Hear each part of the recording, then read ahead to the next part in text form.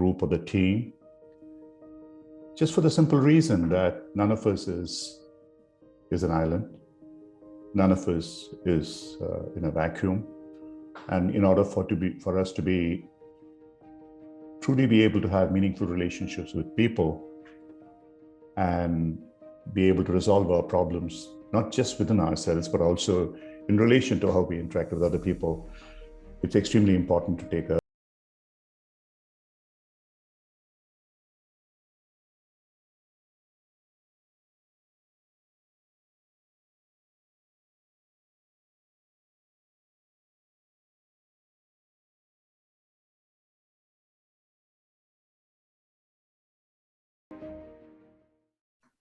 Hello, everybody.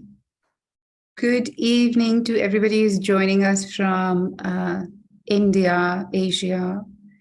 Good morning, whoever is joining us from Americas, North America, or South America.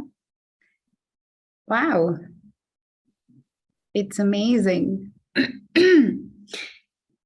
So while you're joining in, please do let us know in the chat box, where are you joining us from today?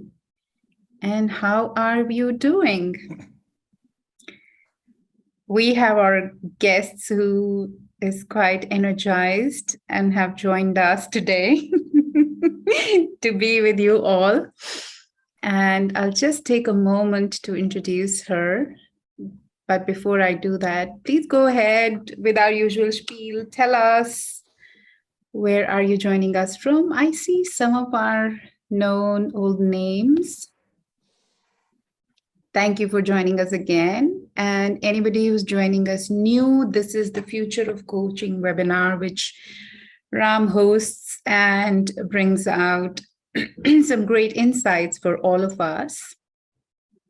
And in this series, what we are doing is we are inviting the people who work in corporate and who have experienced coaching themselves, who are coaches themselves, or who use coaching as an intervention for their teams, their organization. We would love to invite you and hear from your experiences. So if you also like to participate in Future of Coaching and have a conversation with Ram, please do write to us. Either you can write to me direct, to Magda, or to support@Coacharya. And now I see, oh, I didn't know that the chat is disabled. Wait a moment. Try putting your comments in the chat box now, please. I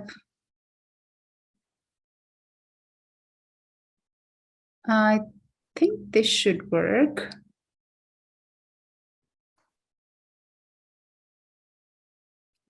Okay. So while you are trying to figure out whether the chat works or not works, let me introduce you to Ram, you all know. And today we have Rohini with us. So let me introduce a little bit about Rohini, and then she can say more about herself. Rohini is the Chief Human Resource Officer with Jubilant Life Sciences. And she has amazingly long work experience working with people, with human beings throughout her life. And she is a wonderful mother of 2 lovely daughters. Quite a proud working mom. And we have worked closely together, as Rohini is also a coach. She's trained to be a coach with Coacharya. And we are happy to have her today and speak more about her personal experience and her professional experiences with coaching. Welcome, Rohini. Thank you. Thank you for having me, Komal. And I'm cognizant that long years of work experience may translate into gray hair, but my 2 girls kick my, let me say this, ass and keep me young. So it's a nice balance. That's a nice balance to have. So thank you for having me. Thank you. Ram, Wonderful. it's all yours. Yeah. Yeah, sure. When I tried it on a chat, it seems to be coming up. I'm not quite sure. Maybe there's something else that is a Zoom problem. But anyway, I think people are putting it on the Q&A. Let that continue so we can keep looking at it from the Q&A box and see what happens. Yeah. Just as what Komal had said, what we would really appreciate is people who are in positions of leadership in companies and who are also interested in coaching, who are now coaches or who would like to become coaches in some way. And leadership doesn't necessarily mean that you have to be part of a company, a profit-making company. You could be in a not-for-profit company, an NGO, or you could be in a school. You could be in multiple other kinds of leadership positions where you have responsibilities for working with teams of people. And if you would like to take part in this conversation, essentially what we are really trying to discuss in this space, as today we would be doing with Rohini, is to talk about your journey in terms of how you have moved along and in what way does coaching help. And within that specifically, now we are quite evangelical about what we call the systemic coaching. Many people misunderstand this to be something very different from individual coaching. It is not. It is not like saying, oh, it's team or group coaching, either or individual. It's not that way. It is and both. And therefore, in a systemic approach, you work with the individual as well as the group or the team, just for the simple reason that none of us is an island. None of us is in a vacuum. And in order for us to be truly be able to have meaningful relationships with people and be able to resolve our problems, not just within ourselves, but also in relation to how we interact with other people, it's extremely important to take a larger systemic approach. So yeah, Rohini, I mean, yeah, as I go through your CV, as it were, profile on LinkedIn, pretty impressive, starting with my own alma mater several years later, much after I left, and it shows how ancient I am and as a management trainee in Hindustan Lever. And after that with what, PepsiCo, GE, Ricket, and Diageo, and now with Jubilant. It's an amazing journey that you have had in various positions, from Tata School of Social Sciences, one of the, probably in my opinion, one of the best institutions for human resources in India. And so today, now that you are in this space of influencing and inspiring people, as it were, tell us a little bit about our journey, and then we can go into some specifics in terms of what you might like to highlight. Thank you for the kind words, but what I would resonate most is a student learning to listen inwards, to be able to join the dots outwards. And right from, let me say, my early 20s, when, you know, in a South Asian country like India, you either become a doctor or an engineer. And I did follow the herd. I did clear medicine.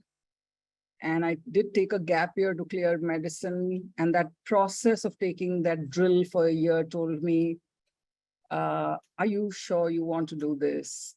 Are you sure this is what you enjoy, or were you just out to prove a point, maybe to yourself? And then, so the long story short is I gave up that medicine seat, and I don't know how the idea came in my head that I wanted to study psychology and economics. And my parents thought not only was she out of her mind to give up a medical seat in India, but on top of it, she wants to study psychology. This proves it, that she's lost her mind. So they had evidence, hard evidence. And all the aunts and uncles were sent to counsel me. But I was telling Komal, who's been my guide in this coaching journey, what is an oak tree but a nut that stood its ground? So that's a bit of me, a nut. And every time I've listened to my instincts deeply, Ram, for all the scare of here and now. It's always liberated me. Every time I've listened to it, it's scary, it's not easy, it's very overwhelming, but it's eventually liberating. So for me, I guess everyone was following the coaching accreditation bandwagon, and that I did not want that to mean much really. I wanted to take the journey when I felt ready. And I was telling my colleagues that I wanted to invest in myself. So even though my organization would have paid for it, I chose to pay myself because I wanted to, it meant something else to take a pause, invest in myself, my moment of reflection, and to give it my 100%. And I really enjoyed it. And the only thing I can say, I'm left with two very powerful thoughts. We have to coach ourselves first before we can be worthy, ready in any way to coach anyone else. And what can any one of us offer as a coach? It's nothing but presence. So with those two thoughts, I am a student. I would love to continue to feel like a student. And that's the space I'm most comfortable with, because anything else is the beginning of the end, if I can say. Yeah, absolutely, Rohini. First of all, I wish I had your guts and I was as much of a nut as you probably have been. Because for me, it's a hazard, Ram, let me warn you. It's a hazard. Well, it's a hazard, but not doing that is also a hazard, which I have found out in my life. So for me, it was preordained. It's not just about parents, it's about the family astrologers and various other people who said I have to be an engineer. Like my sister and my brother had to be doctors and so on and so forth. So it is all decided, done and dusted. And so, yeah, that's a final product turned out of that packaged arrangement in whatever way it was. And over a period of time, I realized the best thing that I could have done and I would like to have done was to go into psychology. Because soon after doing that, for whatever reason, I got drawn into Jung, Freud, all that kind of stuff, and spirituality and combining them and so on and so forth. So yeah, but you had the guts to do it. I didn't. And there was no intuition after that, because most of the time in my life, everything happened totally unplanned. Whatever happened was something that I never, ever truly, really major changes that happened to me, including leaving levers that after several years when I probably was knocking on some senior leadership positions, etc., was something like this, and whatever else I did leaving the country and so on and so forth. So things work in multiple ways, unplanned ways, and so we are also coping with it. So let me from there go into the space which probably you might have guessed I was going into, in terms of how do you lead change in organizations as you have worked through, and what is your modus operandi, as it were, in terms of doing that? Let me throw you a curveball, Ram. I'm to that. You just spoke about, and you stirred something in me as you talked about how you felt the decision about you becoming an engineer and going into a particular set of organizations was sort of served for you, or you took it without questioning it. And if you had to look at the social ecosystem in the country as an organization of sorts, structured with no rules, no formal rules, so to speak.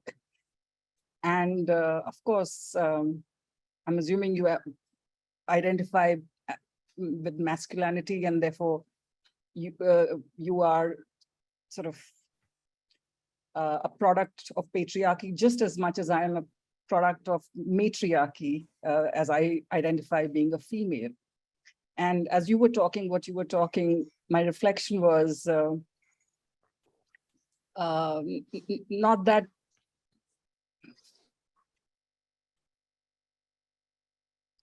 gender equality is the most difficult thing. It's so easy to have one gender bigger than, sort of dominant versus the other. And in South Asian cultures, it's the patriarchy that sort of, in a way, sort of it dominates outside the home. And matriarchs are meant to dominate inside the home. So I just wanted to sort of offer you that reflection, not that I can, but it's like showing lamp to the sun. But patriarchy is tough on men a lot more, I believe, than patriarchy stuff on women in South Asia, and not many talk about it. So my 2 cents of, if I can, outreach for you there. Actually, it's strange. Let's continue this way. This is what I meant by leading into something completely unplanned. This was not what we had talked about. This is not what I had planned. But since you have thrown the curveball, let's pick it up that way. I spent almost about 10 years of my life trying to discover my feminine self. Okay. And it was not an easy journey. It took long. And even today, possibly, there are people who would say you're not what you claim to be, but there's a lot more respect for me. Forget about outside, but for me inside, that feminine aspect of what it needs to be when we apply the traditional norms of nurturing, love, compassion, etc., rather than aggression part of it. But that's only one part of it. If you really go deep into either psychology or even our own spiritual practices, in any religion, be it all religions, major religions are Eastern anyway. There are no Western religions. Okay? The farthest east, west that it started was with Jerusalem or Middle East. Okay, nothing further than that. But even in those, the creator was always he. He was a bearded old man with a harp who created this world in 6 days and went to sleep. And look at the shape of the world as it is now. So, but whether it is the Judaic religions or the Vedic religions of Hindu Buddhism and so on, the creator was always, if at all there was a creator, Buddha questioned that, was always a he. It was never a she. And then we make a big thing about in India about the fact we worship female gods and this, that, whatever it is, whether people have any respect for those other than the fact that you worship the metaphors, that's strange. And it does affect us in a lot of ways. You talked about Asia. It's not really, believe you me, how much people want to give, what do you call, face-saving kind of excuses. You work for an American company. And I've seen exactly that when I have personal conversations with people I have coached, that women go through exactly the same problems that women in Asia go through. It's no different. It's at the end of the day, it's a man's world, unfortunately, totally unfortunately, whether you call it by patriarchy, matriarchy, whatever it is. And it shouldn't be. We all understand that. So we have frameworks of DEI and so on and so forth, all that kind of stuff. Now, the question is really, it's like, and after this, I'm going to leave it to you. Like Otto Scharmer's beautiful theory, where he talks about absencing, starting with a total refusal to recognize that this is happening, that you don't even see what you're looking at. And then, of course, at the next level, that you don't consider yourself responsible for it and you don't do anything about it. So he's talking about those 3 levels. So now that you are in a responsible position in organization as a woman, irrespective of matriarchy, patriarchy, whatever it might be.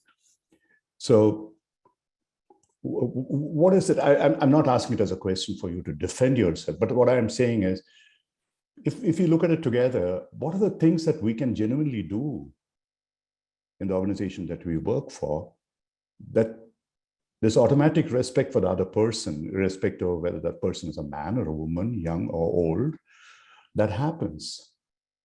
Because that is the heart of coaching anyway. Absolutely. Very powerful reflections and provocations, Ram.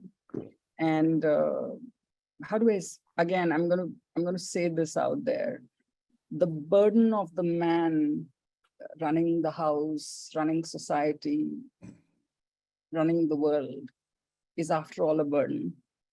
And the women, the non-men are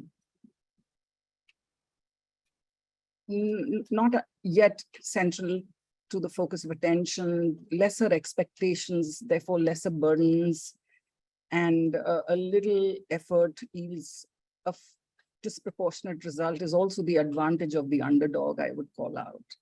And it shouldn't have to be so. And I'll move into the org realm in terms of masculine energies at workplace and feminine energies at workplace, and how the extreme of either, I think, there's only one word I can say, leads to toxic cultures.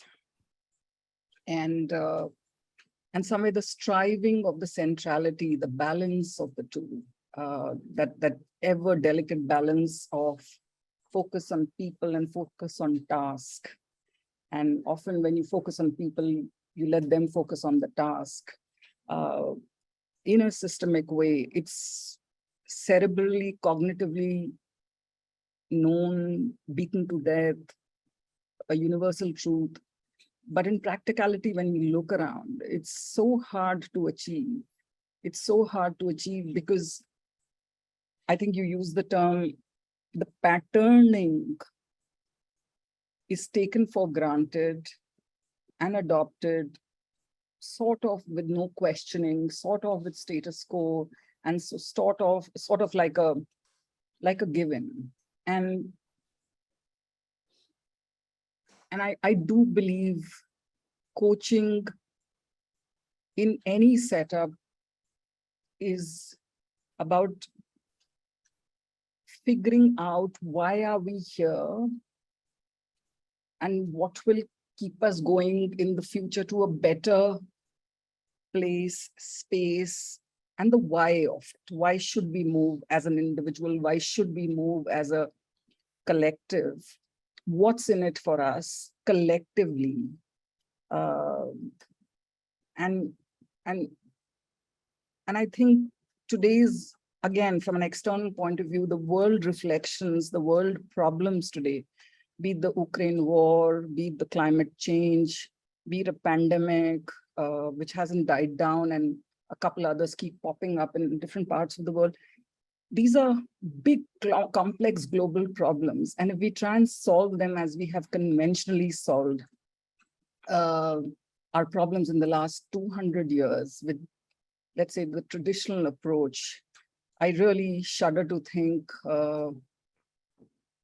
if we are not going to change our approach to these problem-solving behavior, why would we expect different results?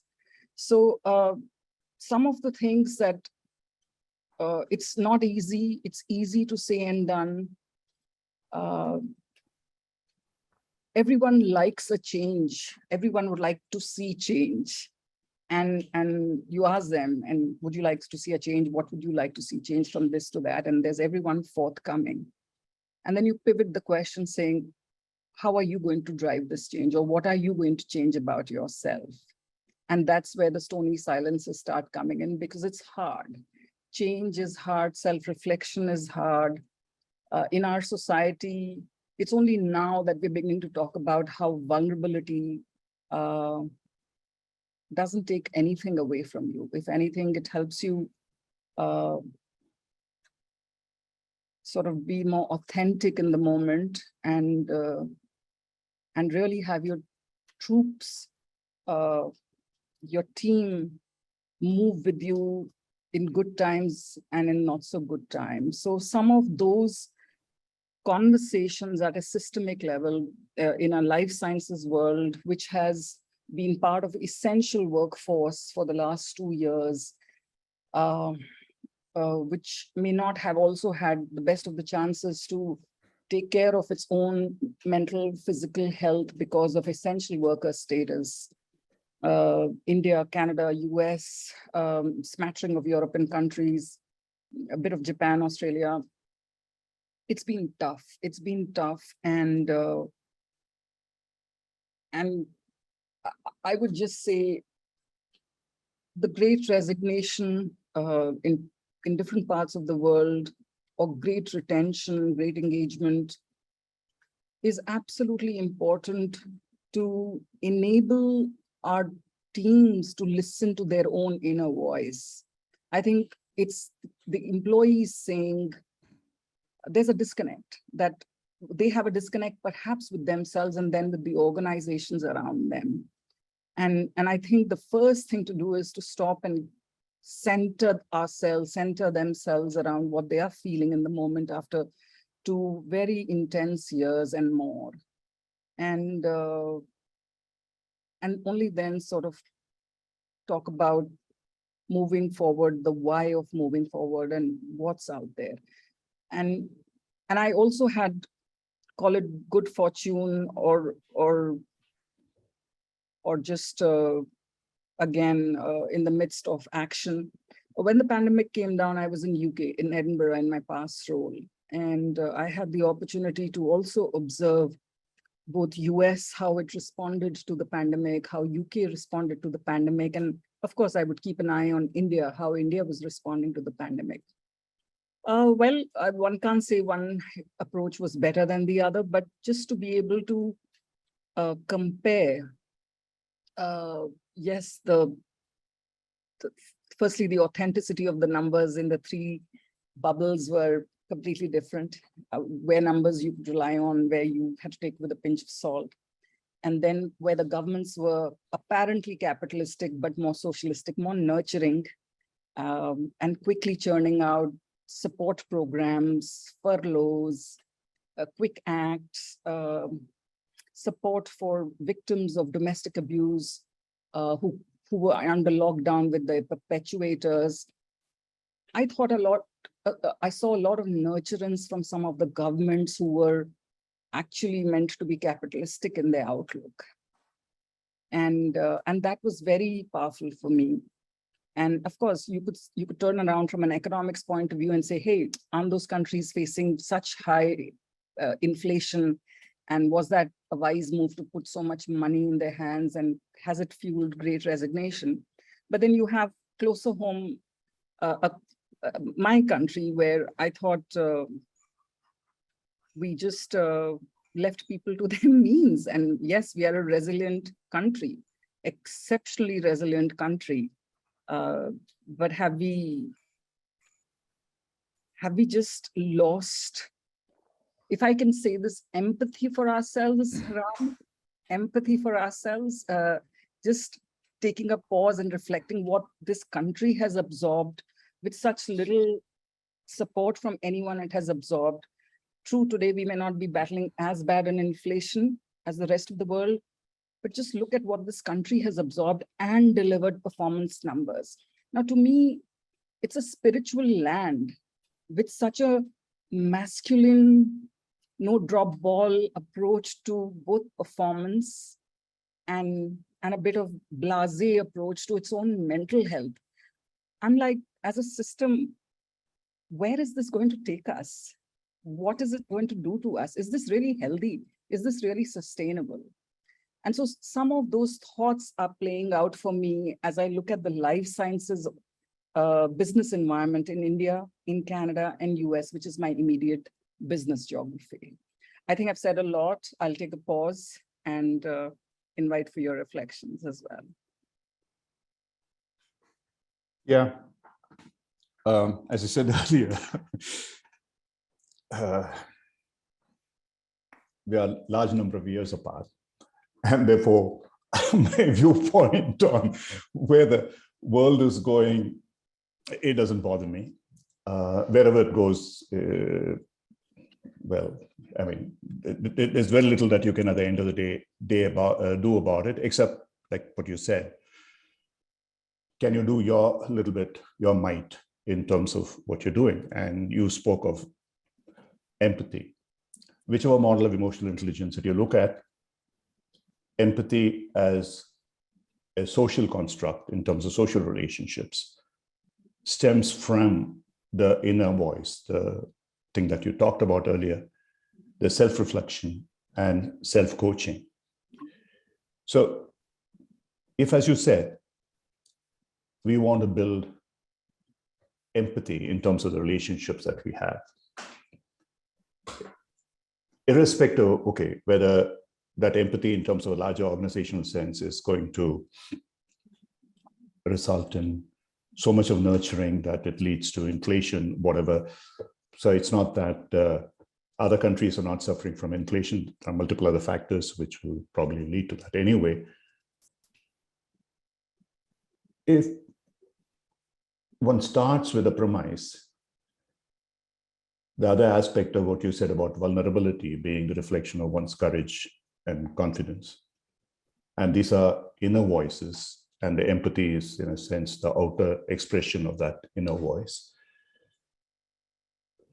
So why is it so difficult for organizations to realize that even if they get people to spend a little bit of time in terms of that self-reflection or self-coaching or self-inquiry, that is going to pay huge dividends in terms of how it manifests itself as an outer voice?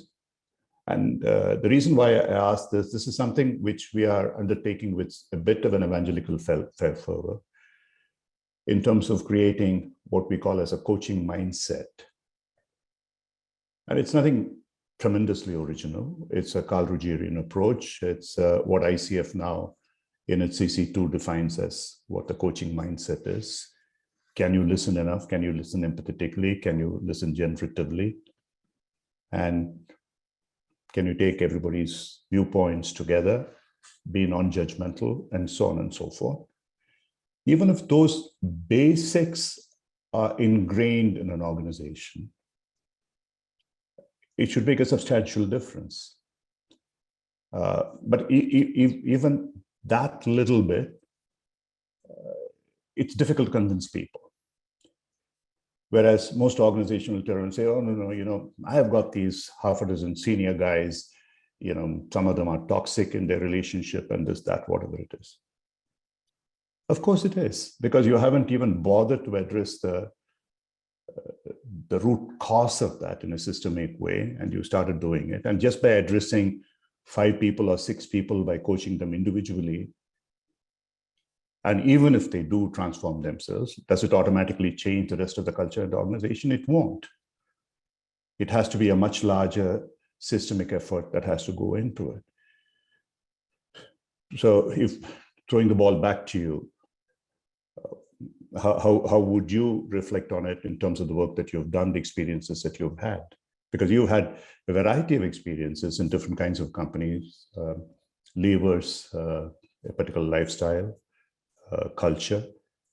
Pepsi, of course, at the time when you probably worked, many of the guys were probably ex-Lever guys, so it was not so. But GE might have been very different. Diageo might have been very different. Now the US company is very different. So how has it played for you over these years?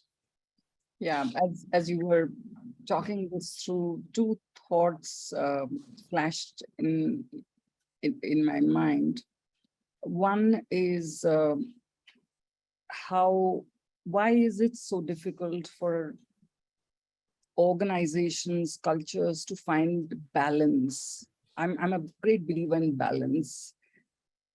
Balance is also moderation. Balance is also inclusive. Balance is also sustainable. Those are the things that sort of come to my mind. In India, I see us identifying so much with our work identities and so much with hierarchy that I see us not have not exercised the choice to give ourselves a voice. We choose not to exercise our voice. We have the voice, but we choose not to exercise our voice. And I see that in organizations, I see this in society, I see this in social media, I see this in governance. And I feel very, very pained about it. And I historically also, if my country could find its voice and stand up for itself, we can't change history, we embrace history, but going forward, we could write a different destiny for ourselves. So at some point in time, if I have juice left in me, Ram, governance is something that I want to go and impact at some point in time, but that's for a later decade. But on the same continuum, in the Western countries, is it, let me ask a tentative question, is it at the other end of the continuum, where it's a lot about, yes, life is hard, life is tough, the social systems are not as robust, social support, family, friends is more ephemeral, if I can call it. But there's also a bit of, at least at my workplace, let me say this, entitlement mindset. And I look at those disparities or skews or deviances, if I can use a strong word, from balance, center balance, is what I look at it. And I'm saying, I wish I could mix this both up and could it do both parties, either parties, a lot better. A little more grounding for the Western environment, a little less commercialization, a little more giving, a little less entitlement, and a little more speak for yourself, find your voice. You believe in yourself and the world's your oyster. So that's one balancing thing that I notice. And then the other dimension for why workplaces, I believe, settle or don't go all the way in building a thriving, inclusive culture where vulnerability is a strength, where people can speak their mind, where you're willing to listen, all of that. And as a student at the workplace, you're right. I've seen many organizations and I've observed it and I've tried to tear it apart in my head and then put it back. And there's only one distinction that comes to my mind, Ram. People are as intelligent in one organization from the other to the other, yeah? Yet they choose to behave differently, I think, because the orientation on the time scale is different. Short-term orientation versus long-term orientation. I want to manage my tenure in my role, in my business, in my geography, and get the heck out of here. Versus I'm here to build an institution, a legacy, to outlast my own assignment, my own stint, my own geography. And so what if the results are not there to see for my own tenure? That's the only big difference. Time and time again, I have seen, because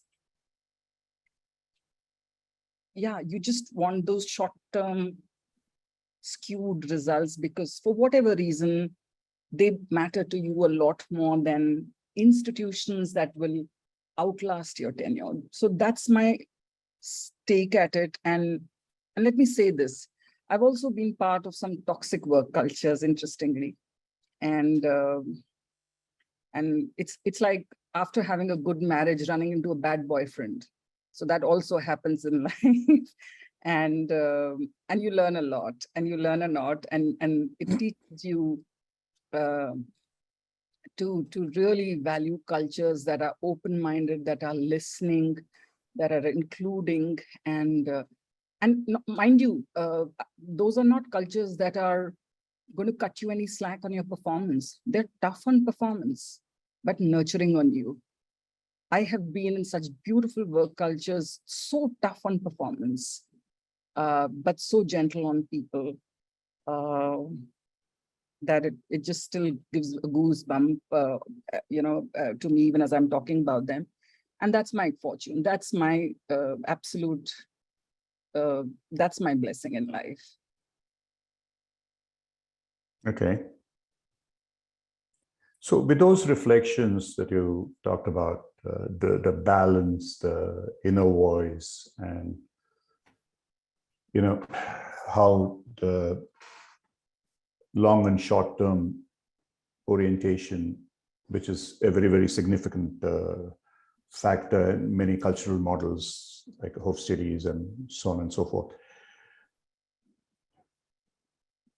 Now that you yourself are in the coaching journey to become a coach, and I'm sure you experience coaching in different organizations at different points in time.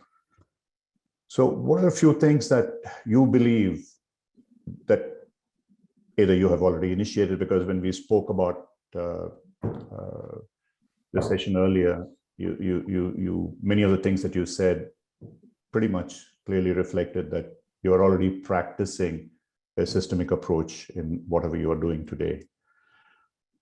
So for the benefit of the audience out here as coaches, so with all your organizational experiences, what are the kind of things that you would suggest that either what you're doing or otherwise you would like to do in terms of making culture more nurturing, less toxic, more effective? Firstly, a couple of things, and I may meander, so I'm just going to sort of take it as those thoughts come. Firstly, let's all remember each one of us is a product of our contexts and our upbringing. And that's a kind of indoctrination. Each one of us is indoctrinated without us even realizing it.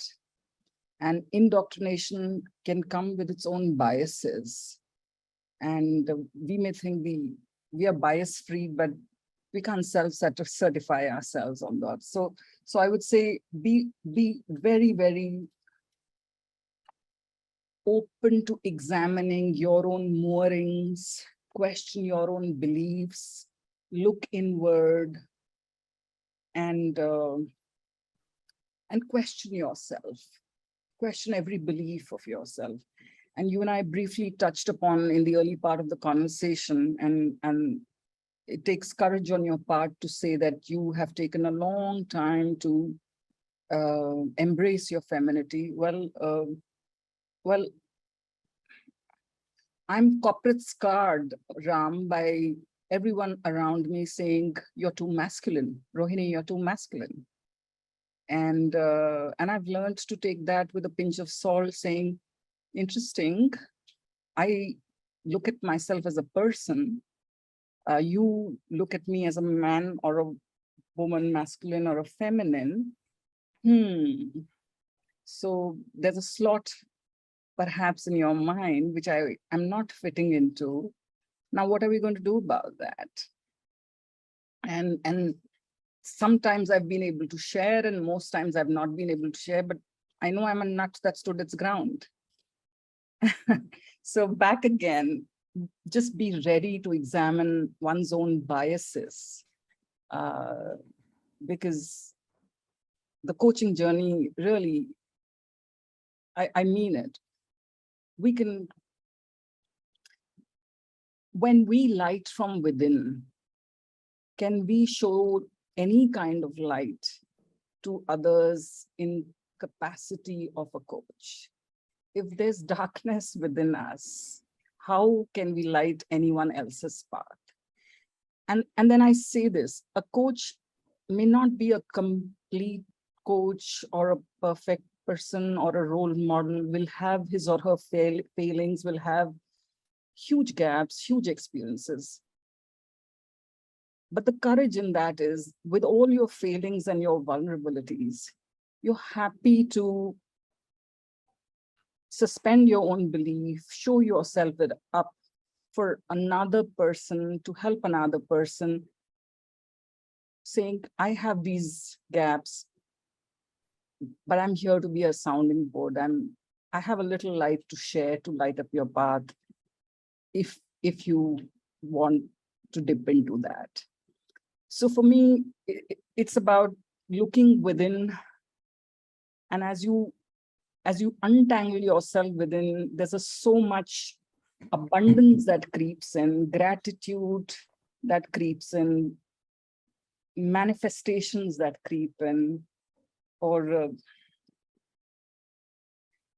I'm not like, I would like to quote this couplet in Urdu, and I know there's an international audience who may not understand this, but it goes to the effect कि मैं तो अकेले जा रहा था, but पीछे पीछे लोग आते गए और कारवां बनता चला गया, which roughly translates, all I did was follow my inner voice.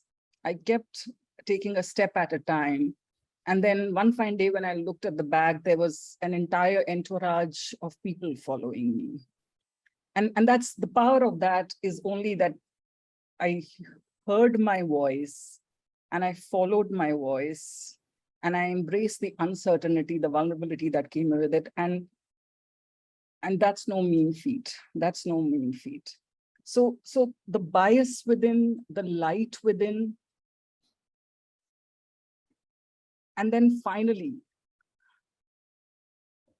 it would be arrogant to believe we can improve, change anyone else's life. So my belief is, as a coach, we can only offer presence 100% at that point in time. There's no other gift we can offer, honestly. So I don't know if that helps, just to summarize: bias, inner work, sort of be in touch with your biases, do that inner work, and offer presence. Those are the three things that seem to work for me, Ram. Yeah, I'll try and follow your Urdu quote with this famous couplet from, not couplet, it's a full song actually, from Kabir, Ud Jayega Hansa Kela, where he ends at the end of the day, for those, like you said, it's about the swan that is flying alone and not knowing where it's going, but it's just going. The journey is about going. And he ends saying, the guru has his own path and the disciple has his own path. There may be a guru-disciple relationship. In some ways, I'm trying to link that with whatever you said as well. What comes to me as I listen to you is you are tremendously self-reflective. So that comes easy to you, this reflection. What are the reflections that are coming into you? Now, when you earlier talked about the short-term versus long-term, at least in my experience, I have seen far too often that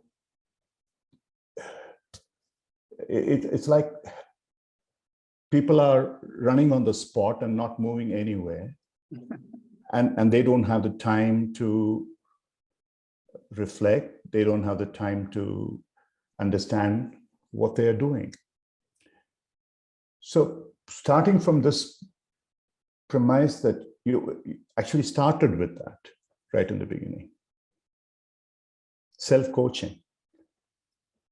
I completely 100% agree with you that at the heart of all coaching is self-coaching. If you're not able to self-coach yourself, inquire into yourself, discover yourself, you cannot heal yourself. And that's a first starting point. There was a point in my life, I wouldn't say I was about to say career, but life journey. I became a spiritual healer.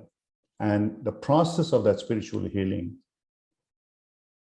was to heal myself. So one of the requirements was that if you think of all the people that have done you harm and you find that you are affected by it, can you now look back into yourself? Can you forgive those people? And if they come to you for healing, would you heal them? It was an extraordinarily tough exercise. And it's like, oh my God, why the hell would I want to forgive this guy? And having gone through it later, much later in my coaching journey, I came across the whole concept of Ho'oponopono, which is the Hawaiian technique, which we've written about in our blogs. How do you take on the responsibility for someone not doing well upon yourself and say, hey, I am at fault. Can I forgive myself? Can I ask the other person to forgive me? And can I love and move forward? So in a sense, I'm trying to expand what you said into that space. Now, it may seem moronic to sort of say, hey, you can do it in an organization, but I'm 100% convinced we can do it in an organization. Question is, how do we start? Can we start with a simple exercise of telling people, can you spend a few minutes every day reflecting on what you're doing? So finally, your thoughts on, if you were to leave in every company today, what are the few things that they can start doing so that this space that you are talking about, this balance, this inner voice, non-toxic culture, all that kind of a stuff can automatically happen, and it becomes, like you earlier used, somebody used the word tough love. That's really what you were saying, that the organization on seemingly is tough, but it's tremendously nurturing. That's what tough love is about. That's what it should be about in every culture. What would you do? So again, thank you for sharing your journey as a self-healer and how hard it was for you to forgive people you believe who had not done right unto you. And sorry, I'm going to sort of go in that space and then quickly coming to how can we help organizations move into a more nurturing space. There was a documentary one I ended up watching on Auschwitz survivor, the lady, and some horrific experiments on her family, her children, and absolutely horrific experiences. I mean, she went in with an entire family, and when she came out, she had literally nothing left on her.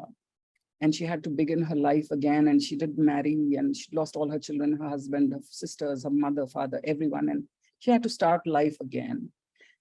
And that documentary was about how long it took her, but then how glad is she that finally she was able to forgive the Secret Service, the Auschwitz camp inmates, the people who had perpetuated the most horrific crimes, which even keep her awake and make her break out in cold sweat, even in ripe old age of 80, 85, 90, whatever be it. And I think it's a very powerful lesson I picked up from there, Ram, and it stayed with me. You forgive others for yourself, for your own liberation, because you're a victim, not the other person. And to be able to liberate yourself, to be able to move forward, you just have to forgive the other person, because otherwise, as they also say, what is anger? It's like a poison you administer to yourself in the hope that you're hurting the other person. So what's the point of anger? So that reflection sort of came to me as you were sharing about your journey as a life healer. Moving on, I have a very interesting take, I think unconventional take on why do organizations struggle and what can be done about moving away from toxic work cultures. As an HR person, of course, it's very hard for me to backfill roles with great resignation, and it's very hard, very difficult. But you know what? Silently, I'm happy. As a human being, as an employee, I'm happy because this balance was long time coming. It's just a balancing, because let's be honest, workplaces were refusing to listen in. Maybe they were hearing, but they were not listening in. And this balancing act, power to it, kudos to it. And if there are some organizations who still choose not to listen in, well, they'll be done in. If you don't move, you'll be dragged along. And it's a matter of time, whether the millennials move us or the service industry moves us or the great resignation moves us or low population rates moves us, it's going to happen to you. And silently, secretly, I'm also happy that even in a country like India, which is populous, where the balance of employer and employees is not quite like the Western countries are seeing, but it's very good to see that correction coming. But I'm also an eternal optimist, Ram, and if we look at history, you can be scared of dinosaurs in the short run, but dinosaurs will go extinct sooner than humans did go extinct. And that's what history teaches us. So that's my little take on, the toxic work cultures. How to build nurturing work cultures. There's just 2 or 3 things I have learned from my mentors, my role models around that. You have to just listen into people without the worry that if you listen in, you have to always agree with their point of view. Empathetic listening doesn't mean acquiescing in, doesn't mean you can't disagree, doesn't mean you can't have a different point of view, doesn't mean you can't have an adult discussion and a third point of view emerging. Now, I understand everyone is not comfortable with that undercurrent of conflict. Not everyone likes to go into those spaces. And that is a skill that takes a bit of honing, and most would like to be in aseptic environments, whereas life, even at workplace, can often be messy. But my invitation would be, you'll be a happier employee and a happier, more fulfilled person. Your image at the workplace, if it can resonate as much as your image of yourself, the closer the two are, the lesser the dissonance, the lesser the constant paddling you feel inside, the constant effort you feel inside. So do yourself a favor, speak your mind at the workplace. The clarification that happens, whether you're the right person for that kind of a work culture, it's a gift. Don't hide from that gift. If you receive that gift with an open mind, it'll take you to the right places and it'll unlock the right potential for you. So don't be worried, because that gift could be disruptive in the short term. So that is what I would say at an organizational level, that it'll be done to organizations versus at an individual level.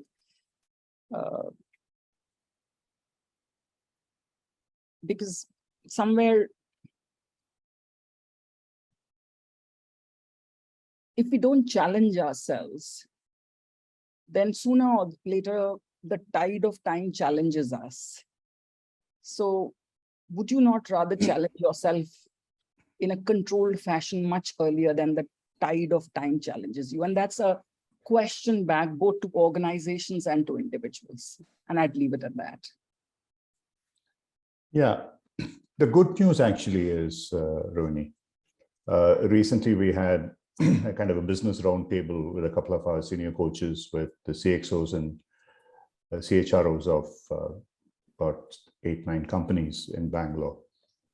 And I was quite thrilled actually that some of the things that you are talking about, that finally, and these guys the people who were heading HR and other major business functions, they were quite happy that finally employees have found their voice. Like you said earlier, you started saying that in India, people don't find their voice, but actually people are finding their voice. They are, in a sense, doing it with their feet, as it were.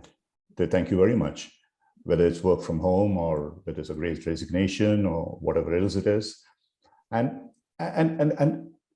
what really made me feel good was these people were taking it in a very, very good way. The responses from the senior people was that, yes, it's about time.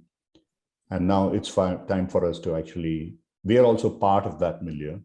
And so what is it that we can do towards making the situation better? Or how do we take multiple stakeholder views into consideration, take a larger view, listen in, many other things that you've talked about. So I'm hoping that this trend will continue and we'll have more such conversations in this forum. Today, I have truly enjoyed myself. It started, or it went very differently from what the two of us talked about. It really had nothing to do with what we said, yeah, in terms of structurally, this is how we would go about it, but it is fantastic. Thank you very much indeed. Thank you for helping all of us find our voices and reflect upon our inner voice as well. Thanks a lot. Thank you, Ram. Thank you, Komal. And thank you, everyone who sort of joined us in this discussion. Thank you. Bye. Take care. Thank you. Bye-bye.